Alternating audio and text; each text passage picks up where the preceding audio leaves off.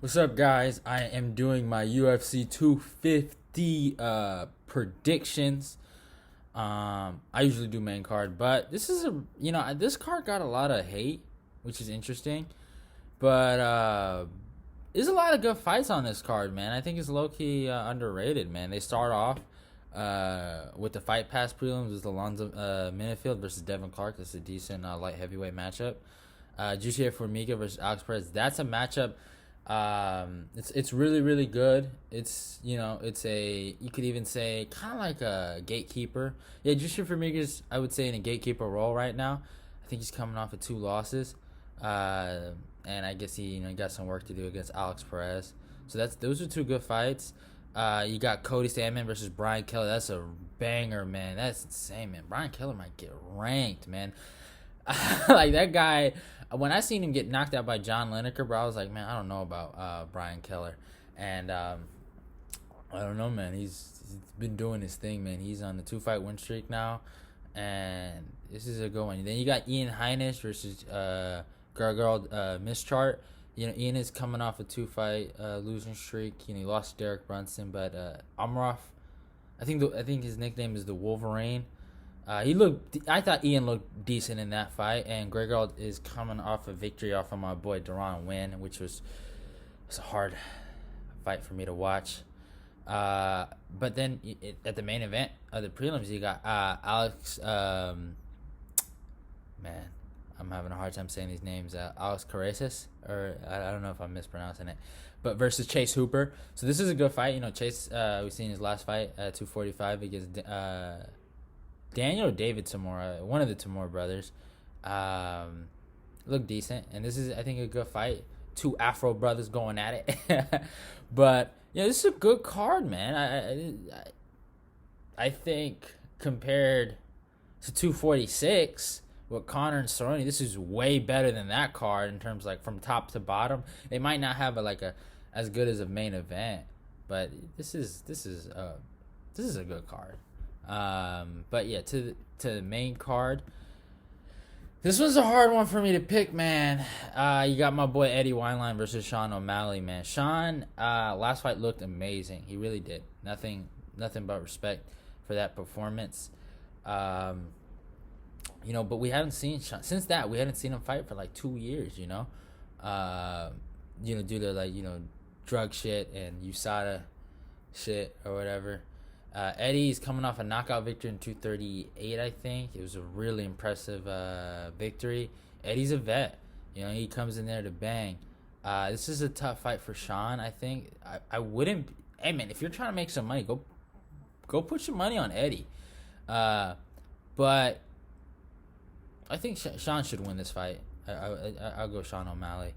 Then you got Neil Magny versus Anthony Rocco Martin, man. Neil proved me wrong when he fought Ali G. Lang, man. He proved me wrong. He proved me so wrong, bro. He looked amazing, bro.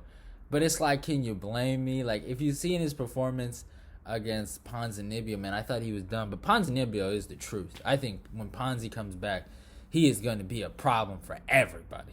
When Ponzi comes back at welterweight, I know they took him off of the rankings, which was retarded, but he's gonna come back. But Anthony Rocco Martin's, he's a decent guy. I think he went on a 3-fight win streak. I forgot the kid he beat. Who was the kid he beat? Jake Matthews. It was Jake Matthews. He looked decent. Rocco's he's a grinder, but he did lose to Damian Maia. So I don't know, man. This is hard. I'm gonna roll with Neil Magny. I'm gonna roll with him. I think Neil is gonna take care of work. I'm gonna put that pace on him and put it on him, man. Neil looked good in this last fight, bro. Neil looked like a problem, bro. Then you got a fucking, and to talk about this card, what makes this main card really interesting, it feels like a bantamweight showcase, because the next fight we got Aljamain Sterling versus Corey Sandhagen. Such an interesting matchup. I feel like Corey Sandhagen he's fought good you could even make a debate, he's fought better competition than Aljo. I don't agree with that. If you were gonna make that debate, I'm more of an Aljamain Sterling guy. There's certain things I don't like what Corey does in the. It's so weird. He acts so like he's a nice kid, but it's like he'll do these little antics where he's talking a little bit of crap to his opponents in the fight. But in the John Lineker fight, I thought, man, I kind of thought he won. I kind of thought he won, bro. I ain't gonna lie. I thought John Lineker could beat him, but maybe I might be wrong. But he took shots from John, so I'll give him that. He looked.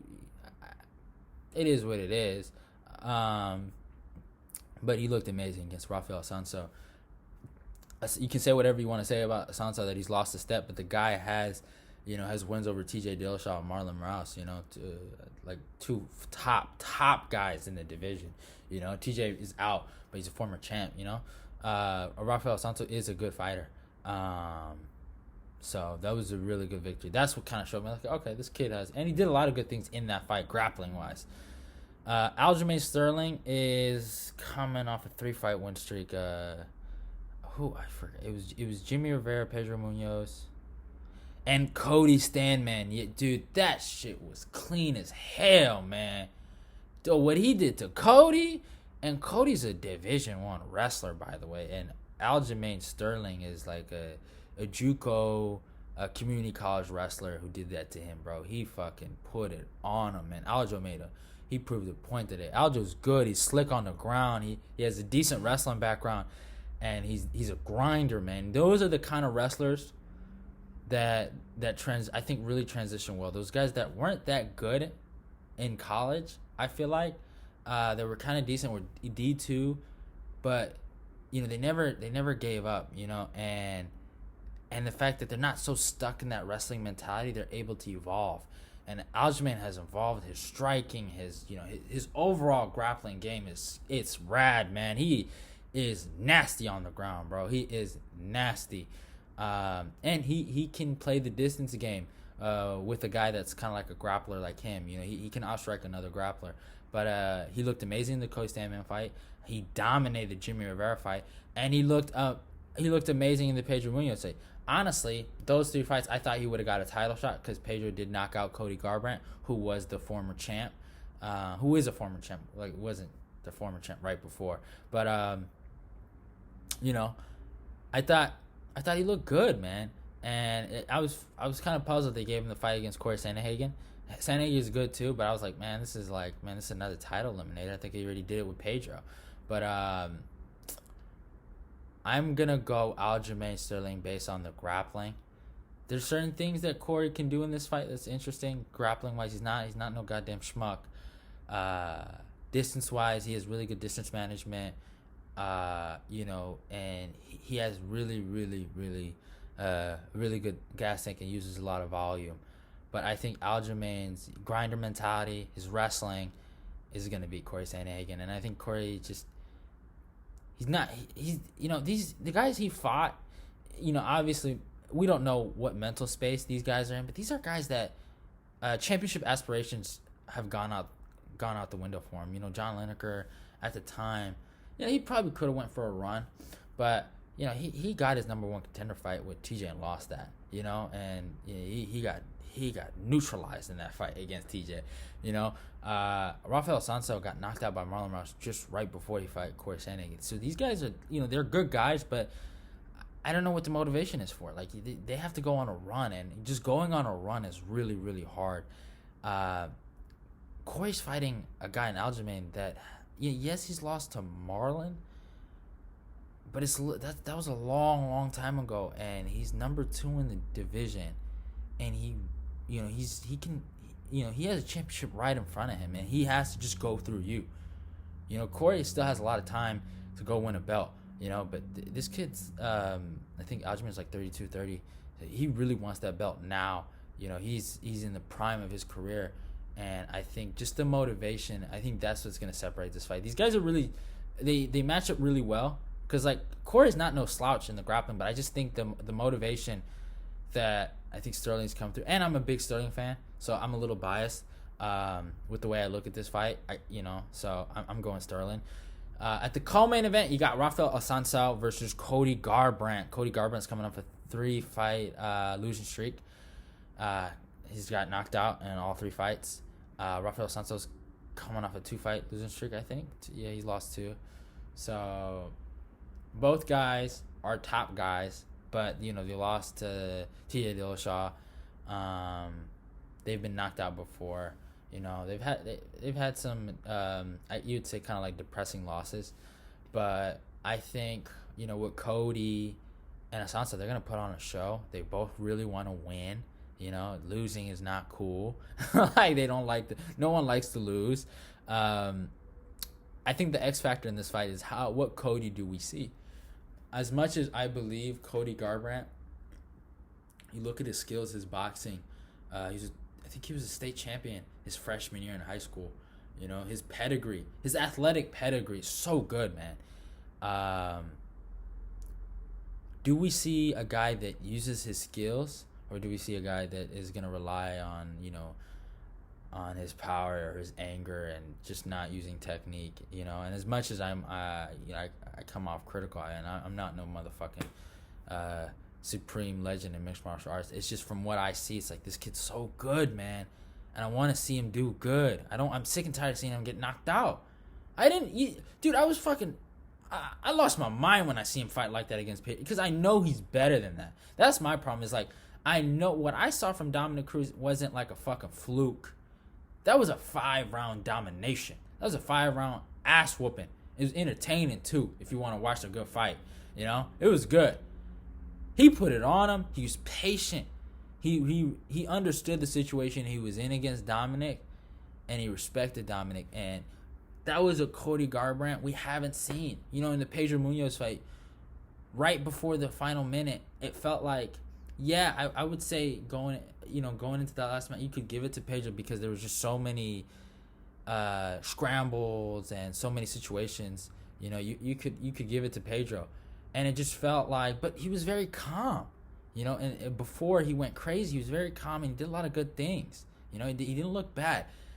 But right when he started swinging, I had my friend watch, I was like, oh, he started winning, right? And he's probably thinking he's winning. And then they're slinging it out and they're going in a brawl and they're going hook for hook. And then fucking Cody drops. He wasn't doing bad in that fight before he went crazy, and decided to go fucking nuts, And same thing with, I remember when he fought TJ that second time, TJ's throwing the same right over and over and over again, and he keeps engaging and engaging and engaging. He throws the same slip counter, and TJ's countering him again and again and again. And it's like, yo, what is going on? Like, there's an anger that he brings in sometimes. When during that TJ Dillashaw feud, he just brought an anger with him, and it's just affected the strategy. There's no reason to be angry at Pedro. You might tell me, right? Like, why? Like, what's the excuse for that? And it's like, I think he just got angry that he might have lost that round and wanted to like end Pedro, But like if he comes in right, man. If that guy that fought Dominic Cruz comes in, that guy can be a champion, bro. I don't care what no one says. If he gets knocked out, I'm not going to talk about Cody Garbrandt anymore. All right? I promise y'all, man. Like, I swear to you. He's still my boy, but I will just not. I won't even do a review show if he gets knocked out. I just go in silence, man. Because that he's good. So I'm going to pick Cody Garbrandt in this. Rafael Santos is a good fighter. He's a good grappler. He does a lot of good things. He's very stationary. I would say that's probably his biggest problem. It's the lack of footwork and movement. But he's he has a good overhand, and he has a decent cage trips, I'd say. But that's probably the fight I'm most excited to see is Cody and Assunção go at it, and I just get some redemption, Cody, man. Get some fucking redemption. But yeah, main event: Felicia Spencer versus Amanda Nunes, the GOAT. Amanda Nunes is coming off the victory against Jermaine Durandamine. She had knocked out she had knocked out Holly Holm, knocked out Cyborg, Raquel Pennington, fucking Valentina. She'd beat Valentina Shevchenko and then Ronda, and it's just a great list of girls. And then before, you know, right before Ronda, she beats Misha Tate. You know, the girl's good, man. You know, she's really, really good in that first round, and she has worked on maintaining that cardio throughout 5 rounds. You know, the Raquel Payne, she put a beating on Raquel. Even the Valentina Shevchenko, you know, she had the initiative to. I think that fight was a draw because there was just so much inactivity from both.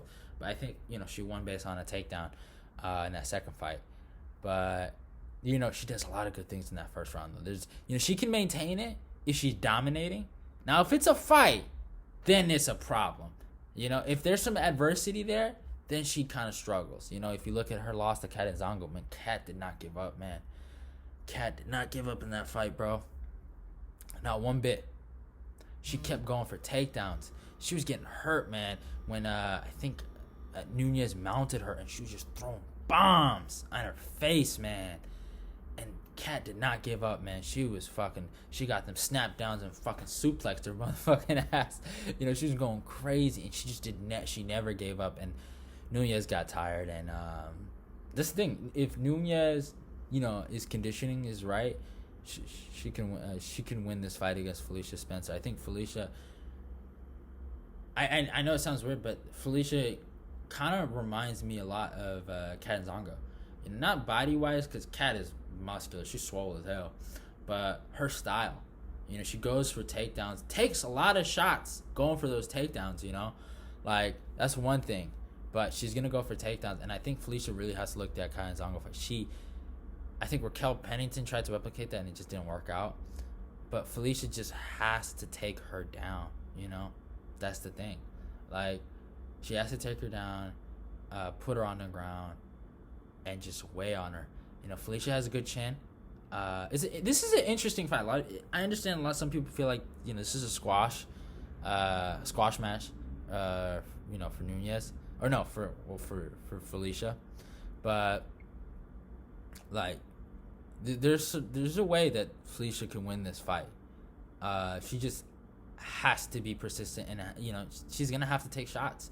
She's gonna have to take shots to get them takedown entries. You know, like, she's not the best with her takedown entries, I'd say, but when she gets you down there, man, again, no disrespect, she is super heavy on girls, man. You know, like she's a big girl, You know, she's big boned, and she just puts it on girls, man. She puts that gut on girls, man, and they just don't get up, man. You see what she did to Megan Anderson? That broke my heart, and I like Megan, man. That broke my heart. So Nunez, I think, for this fight is just gonna have to sprawl and brawl. You know what Cyborg did, but you know, Felicia can win this fight, man. It's a really interesting fight. I think there's a lot on the line. They're both fighting for stuff. You know, Felicia's, you know, fighting for a title, and Nunez is, you know, fighting to you know make history, not only being the first woman to defend both belts in both divisions, but also, you know, being that same what's it called, that championship line of DC and Henry Cejudo to defend her titles in different divisions, and you know, get her name close in that GOAT division, man. But yeah, this is my video. I hope you guys enjoy it. Like, subscribe, comment. I like interacting with you guys.